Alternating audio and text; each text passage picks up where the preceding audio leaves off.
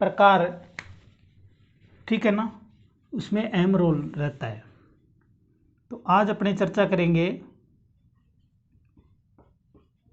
ओम का नियम। ओम के नियम पर अपने चर्चा करेंगे।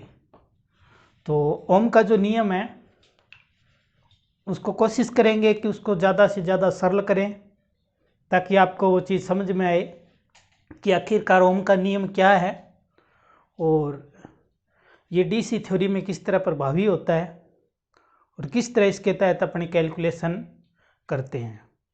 तो ओम के नियम को जानने से पहले थोड़ी बहुत बेसिक बातें अपने देख लेते हैं, ठीक है। बेसिक बातें, एक तो हम विद्युत के बारे में देख लेते हैं और एक हम ओम के बारे में देख लेते हैं। तो ओम, ठीक है ना, जिसका पूरा नाम जीएस ओम है, ठीक है। जीएस का मतलब जॉर्ज साइमन ओम, जॉर्ज साइमन ओम। तो जॉर्ज साइमन ओम थे, ये जर्मनी के एक बहुत बड़े प्रख्यात भौतिकवादी शास्त्र, भौतिक विज्ञान के एक बहुत बड़े प्रोफेसर थे, ठीक है ना। तो इनका संबंध है वो किससे है? जर्मनी से है। और जर्मनी का एक जो तकनीकी विश्वविद्यालय था, उस तकनीकी विश्वविद्यालय के अंतर्गत जॉर्ज साइमन थे, ठीक है। ये एक भौतिकी एवं तकनीकी पद पर प्रोफेसर के रूप में उन्होंने कार्य किया और इन्होंने एक सिद्धांत दिया था, जो सिद्धांत आगे चलकर ओम का नियम कहलाया। तो ये सिद्धांत उन्होंने 1827 ईस्वी के अंतर्गत दिया था और 1827 ईस्वी में जब ये सिद्धांत आया तो इस सिद्धांत ने हमारी जो वैद्युतिक थ्योरी थी उसमें एक बहुत बड़ा परिवर्तन किया। एक बहुत बड़ी कैलकुलेशन जो हम कर सकते हैं इनके माध्यम का, मतलब एक तरह से हमें प्रेरणा ओम के नियम से मिली। तो ओम के नियम की व्याख्या जानने से पहले थोड़ा सा एक चीज़ देख लेते हैं कि हमें विद्युत के अंतर्गत जो राशियां हैं, ठीक है, जो सबसे ज़्यादा इस्तेमाल होती है उसके अंतर्गत एक तो आता है करंट, ठीक है, एक आता है वोल्ट और एक आता है प्रतिरोध। ये तीन मूल इकाइयाँ हैं, ठीक है। और इसके साथ साथ एक चौथी इकाई क्या आती है? वाट।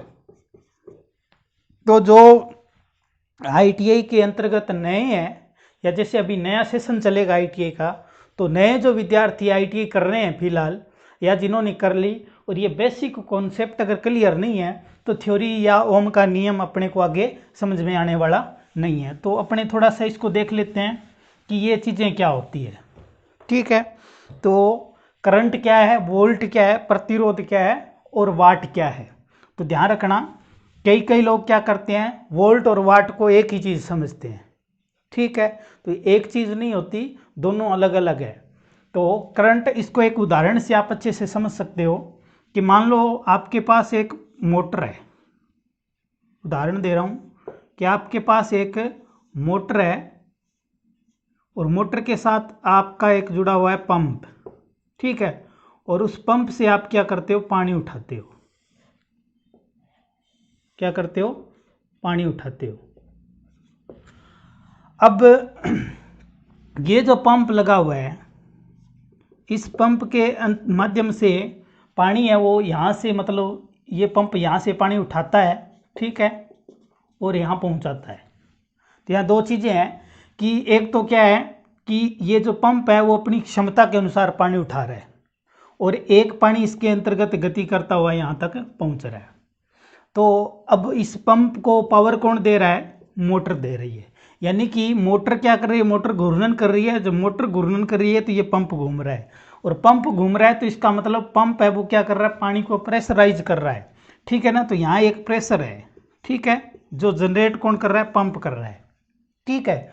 और जो पानी चल रहा है इसके अंतर्गत, ठीक है, तो पानी जो इसके अंतर्गत गति कर रहा है, तो पानी की स्पीड इस प्रेशर पर निर्भर करती है कि जितना ज़्यादा प्रेशर यहाँ से पंप जनरेट करेगा, पानी उतनी गति से उतनी मतलब ज़्यादा मात्रा में आगे तक पहुंच पाएगा। लेकिन जो ये पाइप है, इस पाइप की जो ये सतह है ये क्या करती है, अवरोध उत्पन्न करती है कि ये पानी को रोक सके। तो यहाँ तीन चीज़ें आ गई, एक तो प्रेशर, ठीक है ना, एक पानी, और एक इस पाइप के द्वारा जो एक विरोध किया जा रहा है वो। तो तीन चीज़ें आ गई। सेम की सेम पोजीशन सर्किट के अंदर होती है कि जो प्रेशर होता है वो एज ए वोल्ट होता है।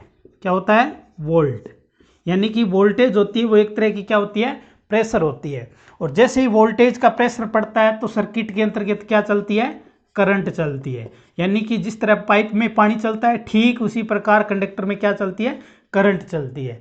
और जो पाइप विरोध कर रही है ठीक इसी तरह कंडक्टर विरोध करता है, उसको अपने क्या बोलते हैं, प्रतिरोध बोलते हैं। तो ये तीन महत्वपूर्ण चीजें हैं, ठीक है ना। एक तो प्रेशर मतलब वोल्टेज, ठीक है, एक करंट, और एक करंट को चलने में जो चालक अपना जो विशेष गुण अपने, अगर आपने पीछे वाला प्रतिरोध नियम नहीं देखा है जो वीडियो, तो उसको देख लें ताकि आपको थ्योरी और ज़्यादा समझ में आए।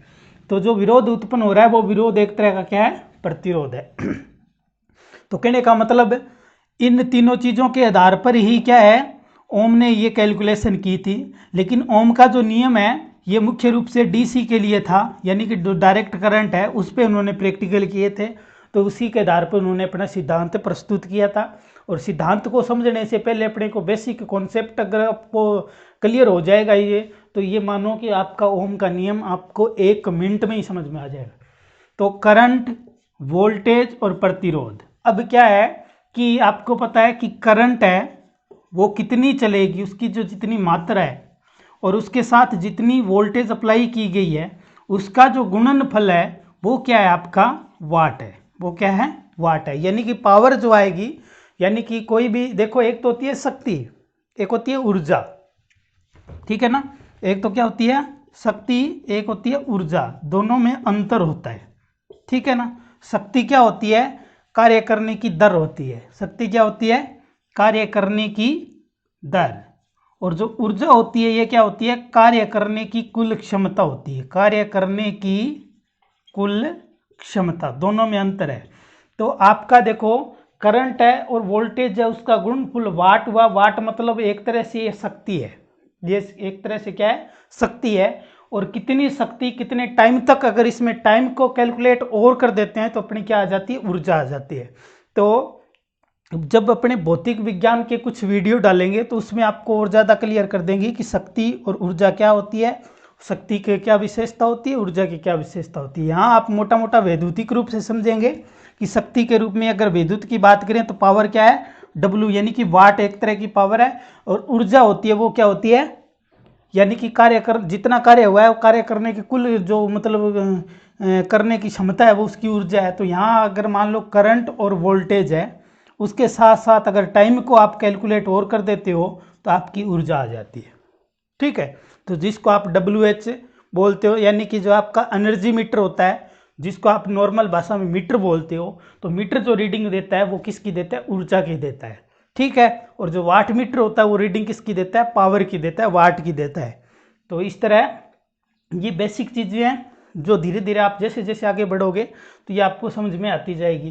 तो यहाँ बेसिक कॉन्सेप्ट मैंने ये एक छोटा सा उदाहरण देके समझाया, इसके माध्यम से आप समझ गए होंगे कि करंट क्या होती है सर्किट के अंदर, और वोल्टेज क्या होती है, और प्रतिरोध क्या होता है।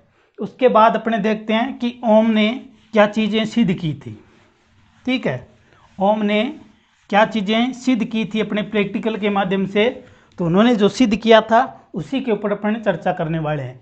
तो उन्होंने सिद्ध किया था एक महत्वपूर्ण बात, यानी कि उनकी महत्वपूर्ण 2 बातें थी ओम के नियम के अंतर्गत। उन्होंने जो अपने प्रैक्टिकल में सिद्ध किया था 2 बातें मुख्य रूप से सिद्ध की थी। पहली बात ये थी कि सर्किट में जो करंट चलती है, ठीक है ना, एकदम बेसिक समझा रहा हूँ, जो करंट चलती है वो करंट है वो वोल्टेज पर निर्भर करती है। क्या करती है, वोल्टेज पर निर्भर होती है। ये बात उन्होंने सिद्ध की थी कि करंट है किसी भी सर्किट के अंतर्गत, वो करंट उसके ऊपर अप्लाई होने वाली वोल्टेज पर निर्भर करेगी। कहने का मतलब ये हुआ कि इस करंट का संबंध है वोल्टेज के साथ कैसा, समानुपात का। कैसा संबंध है, समानुपात का। तो समानुपात का मतलब भी आपको समझ में आना चाहिए। समानुपात का मतलब ये होता है कि जिस अनुपात में वोल्टेज बढ़ेगी सर्किट में उसी अनुपात में करंट बढ़ेगी। ठीक है। तो जैसे मान लो कि वोल्टेज को दुगना किया जा रहा है तो करंट भी दुगना होगा, ठीक है। वोल्टेज को अगर आधा किया जा रहा है तो करंट भी आधी हो जाएगी। तो कहने का मतलब सीधी सीधी बात है, वोल्टेज के साथ करंट का संबंध कैसा है, समानुपात का है। समानुपात का मतलब है करंट है वो वोल्टेज के साथ साथ इंक्रीज यानी कि अगर वोल्टेज बढ़ेगी तो करंट बढ़ेगी, वोल्टेज घटेगी तो करंट घटेगी, ठीक है। क्यों? क्योंकि ये अब आप ये मतलब यहाँ इसका मतलब ये नहीं है कि सर्किट के अंदर करंट घटेगी तो वोल्टेज है वो घट जाएगी, नहीं, क्योंकि करंट निर्भर है वोल्टेज पर, ठीक है ना। करंट है वो निर्भर किस पे है, वोल्टेज पे है, जबकि वोल्टेज करंट पे निर्भर नहीं है, ठीक है ना। वोल्टेज है वो करंट पर निर्भर है, लेकिन करंट है वो वोल्टेज, यानी कि करंट है ये वोल्टेज पर निर्भर है, लेकिन जो वोल्टेज है वो करंट पर निर्भर नहीं है, ठीक है। क्योंकि अगर करंट बढ़ेगी तो इसका मतलब है वोल्टेज आप पीछे से बढ़ा रहे हो तो ये करंट बढ़ेगी सर्किट के अंतर्गत। तो ये एक चीज सिद्ध की थी किसने, ओम ने।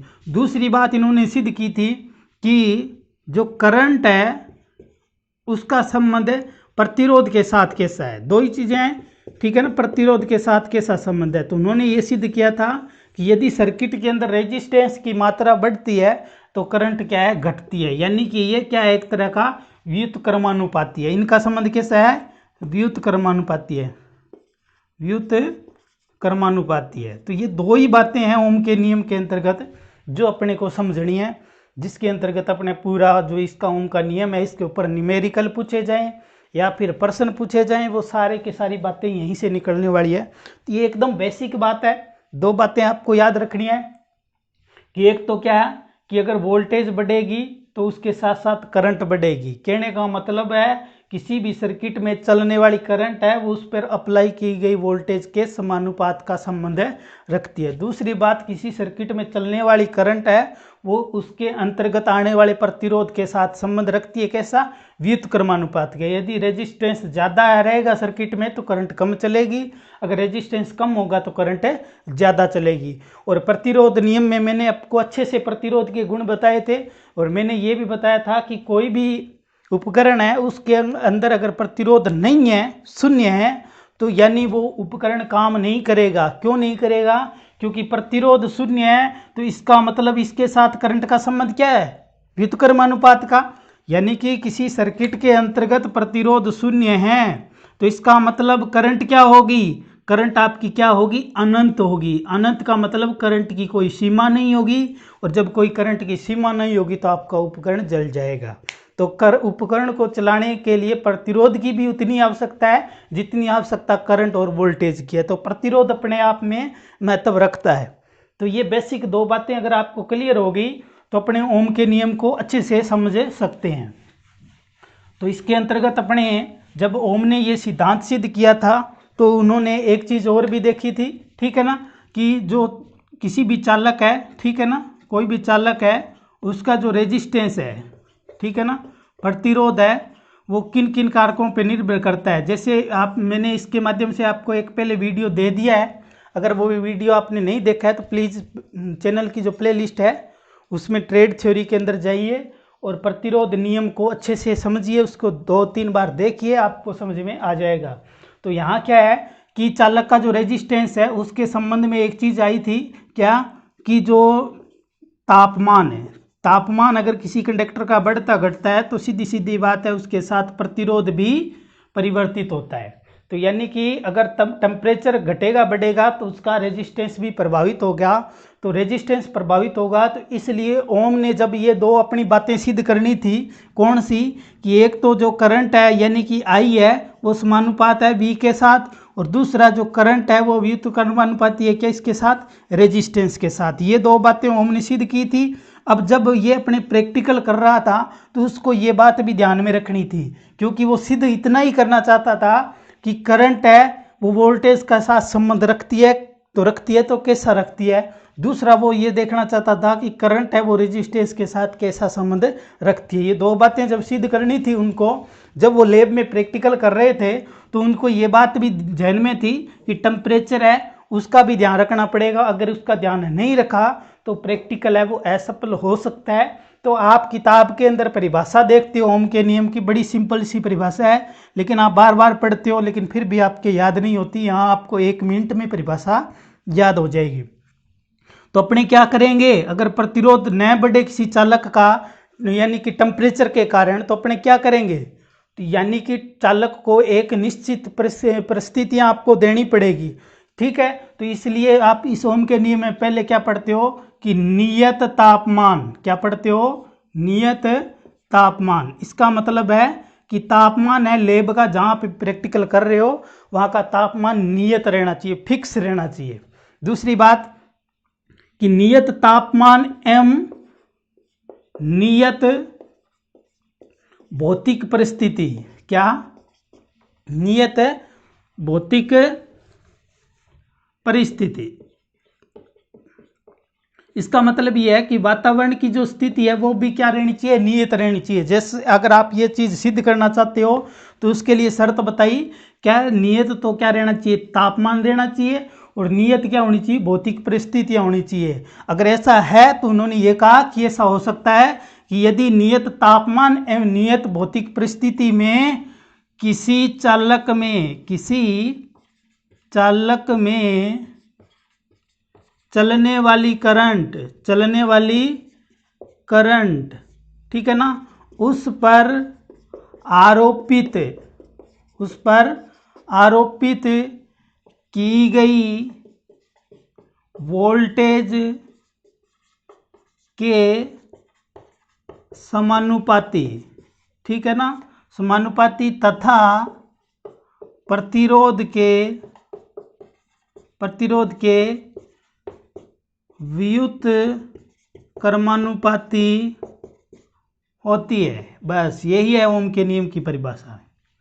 कितनी सिंपल परिभाषा है, देखो मैंने बताया भी कोई भी चालक है उसका टेम्परेचर के कारण रेजिस्टेंस प्रभावित होता है, तो इसलिए आप अगर अपने ओम के नियम को सिद्ध करना चाहते हैं तो आपको क्या रखना पड़ेगा, नियत तापमान रखना पड़ेगा, ठीक है ना, और नियत ही भौतिक परिस्थितियां रखनी पड़ेगी, ठीक है ना। ऐसा नहीं है कि आप एक प्रैक्टिकल कर रहे थे तब आपने कोई और कंडक्टर लिया, फिर आपने कोई और कंडक्टर लिया, या आपने चालक की लंबाई बढ़ा ली या घटा ली, इस तरह, यानी परिस्थितियां क्या रहनी चाहिए, नियत रहनी चाहिए। तो नियत तापमान एवं नियत भौतिक परिस्थितियों के अंतर्गत अगर आप किसी चालक के अंदर, ठीक है ना, करंट जो चलेगी वो करंट उस पर आरोपित की गई वोल्टेज के समानुपाती होगी, यानी कि जो चलने वाली करंट है वो उस पर के वोल्टेज की क्या होगी, समानुपाती होगी। तो I समानुपात में V, तथा प्रतिरोध के क्या होगी, व्युत्क्रमानुपाती होगी। प्रतिरोध के क्या होगी, व्युत्क्रमानुपाती, यानी कि करंट है वो रेजिस्टेंस के साथ कैसा संबंध रखेगी, व्युत्क्रमानुपात का संबंध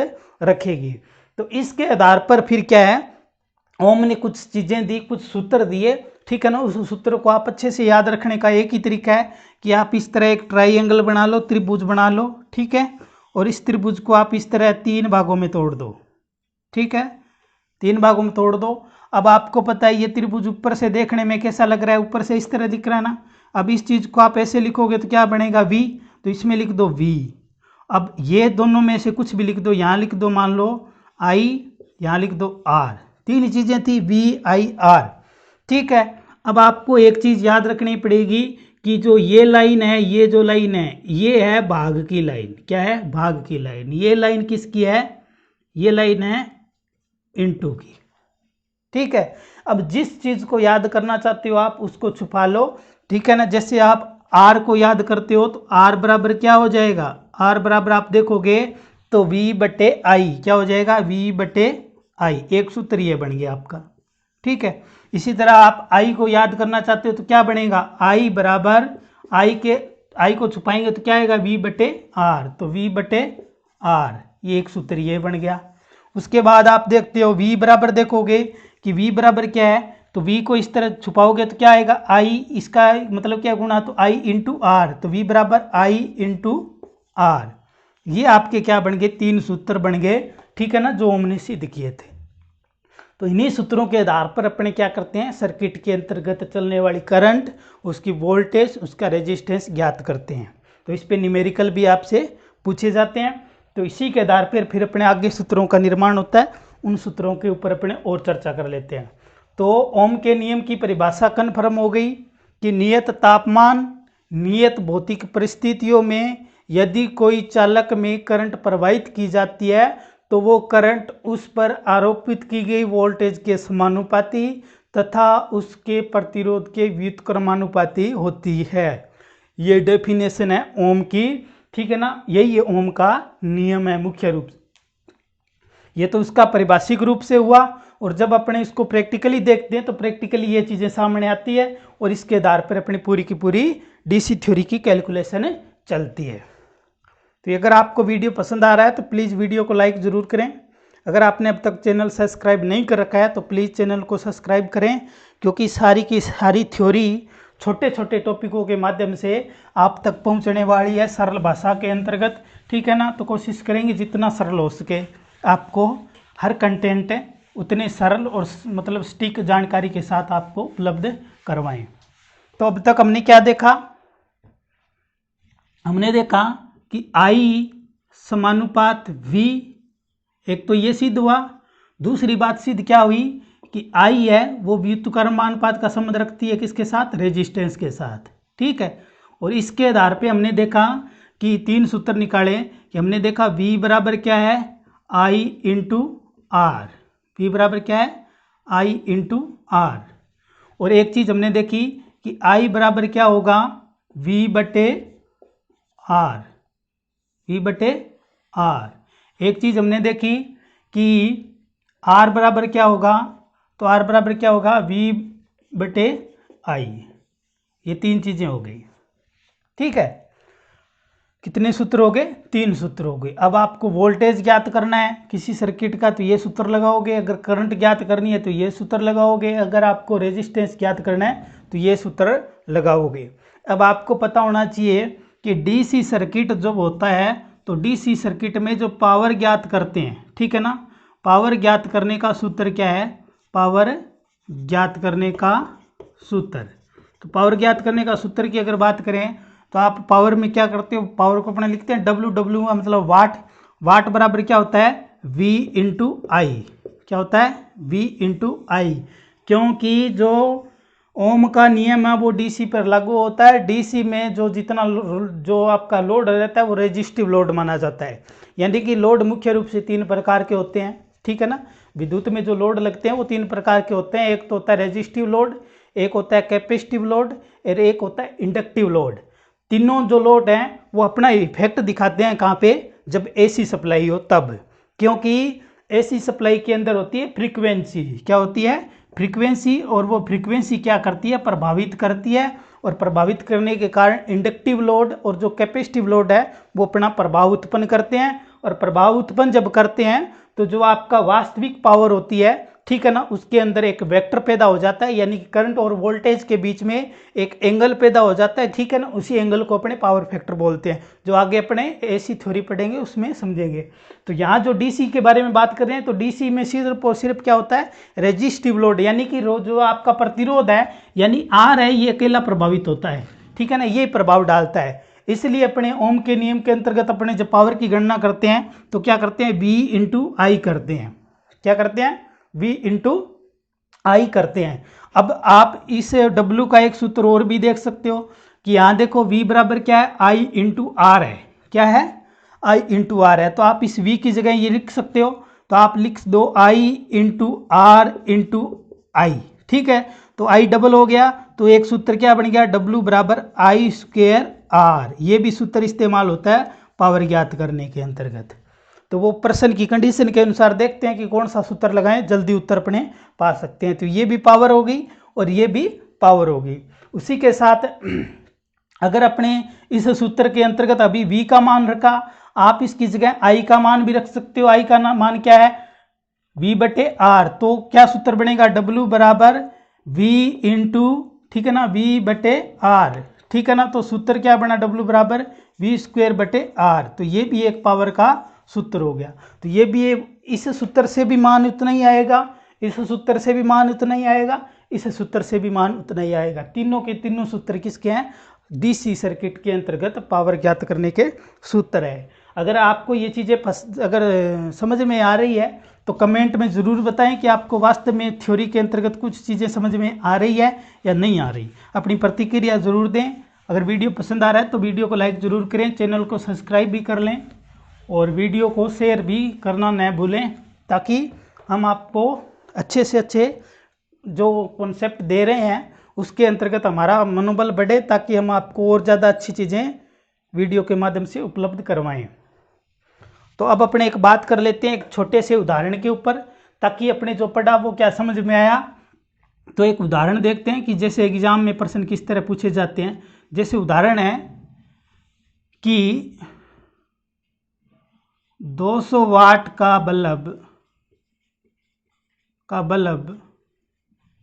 ठीक है, 200 वाट का बल्ब 250 वोल्ट पर कितनी करंट लेगा तथा उसका प्रतिरोध कितना है। ये एक सिंपल सा उदाहरण आपको करवा रहे हैं, ताकि एक आपको बेसिक चीज़ें समझ में आई कि नहीं आई।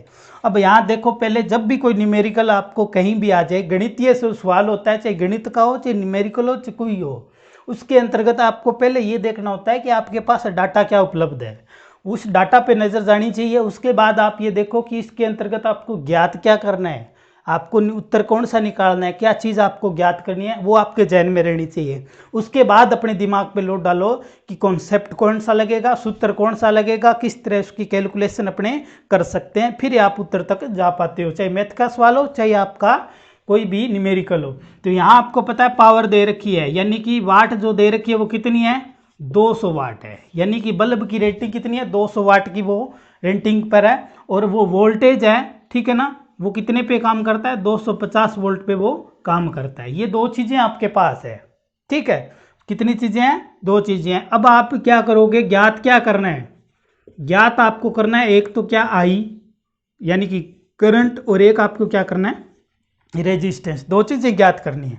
तो पहले अपने करंट की बात कर लेते हैं। अब आप सूत्र पे दिमाग लगाओ कि W जो पावर ज्ञात करने का सूत्र क्या होता है, ठीक है ना, तो V × I ये सूत्र होता है।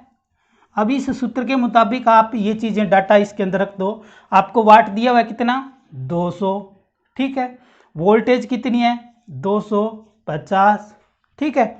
और आपकी करंट कितनी चलेगी वो आपको ज्ञात करनी है, ठीक है। तो अब अपने आई को इस तरफ ले जाएं, तो ये क्या आ जाएगा, 200/250, ठीक है। अब ये क्या कट गया, 5 चौके 20, 5 पंजे 25, ठीक है ना, 0.8 पंजे 40, तो 0.8 एम्पियर आपकी क्या आ गई, करंट आ गई। तो आपने आई ज्ञात कर लिया, आई कितनी आई, 0.8 एम्पियर। अब आप रेजिस्टेंस की भी गणना कर सकते हो, ठीक है ना। तो आपको पता है आर बराबर क्या होता है, ठीक है ना, आर बराबर होता है V/I। तो V कितना है आपके पास, 250, आई कितनी है, 0.8, ठीक है ना, पॉइंट हटाओगे तो कितना, एक जीरो और लग जाएगा, ठीक है ना। तो ये आप काटो, 8 तिये 24, कितना बच गया, एक, ठीक है।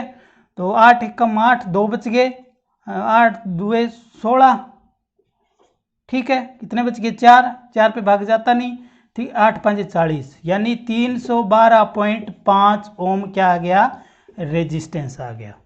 तो इस तरह आप इसकी कैलकुलेशन कर सकते हो।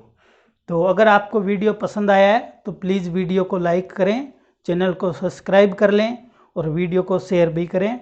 आगे अपने बात करेंगे इसी थ्योरी के अंतर्गत, ठीक है ना, ओम के नियम के अंदर अन्य जो न्यूमेरिकल है, हार्ड जो कंडीशन है उस पर भी चर्चा करेंगे। लेकिन हमारा जो पहला जो मकसद है वो है एकदम थ्योरी की बेसिक चीज़ें आप तक पहुंचाएं, ताकि आपकी थ्योरी के अंदर पकड़ बने और आप बेसिक कॉन्सेप्ट को अच्छे से समझ सको, ताकि आप हार्ड वाले पोर्शन में जाओ तो आपको दिक्कत ना आए। तो धन्यवाद।